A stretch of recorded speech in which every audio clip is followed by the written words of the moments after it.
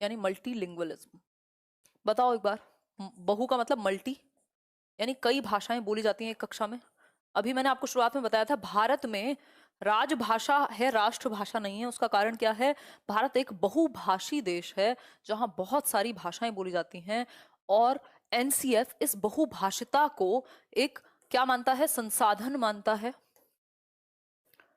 संसाधन मानता है, एक एसेट मानता है, एक रिसोर्स मानता है।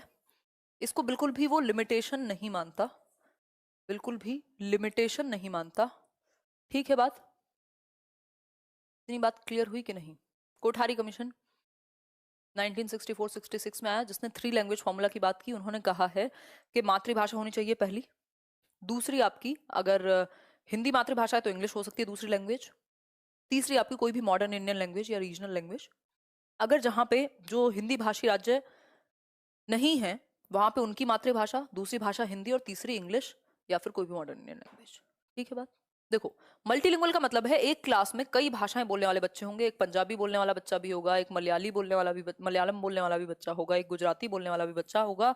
यानी एक से अधिक या कई, दो से अधिक भाषाएं बोलने वाले बच्चे एक कक्षा में पाए जाएंगे।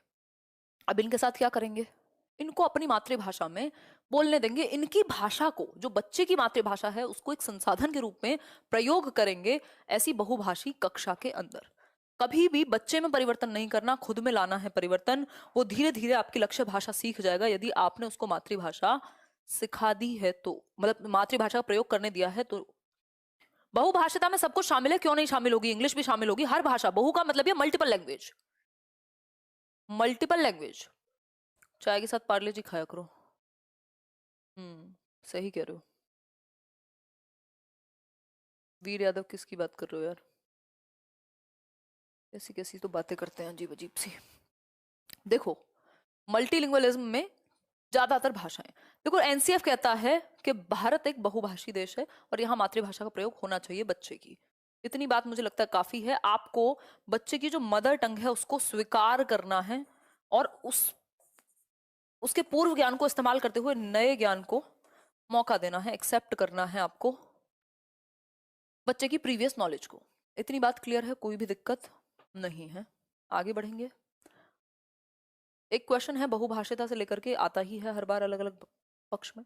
बहुभाषिता हमारी पहचान भी है, यानी हमारी आइडेंटिटी है कि हम यूनिटी इन डाइवर्सिटी, यानी विभिन्नता में एकता हमारे अंदर है।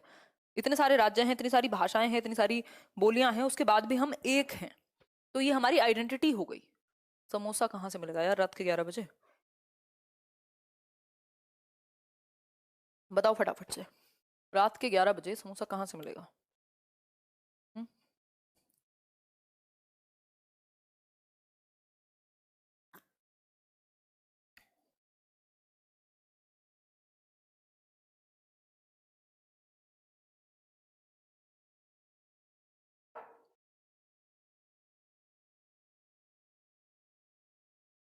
खैर, देखिए एक बार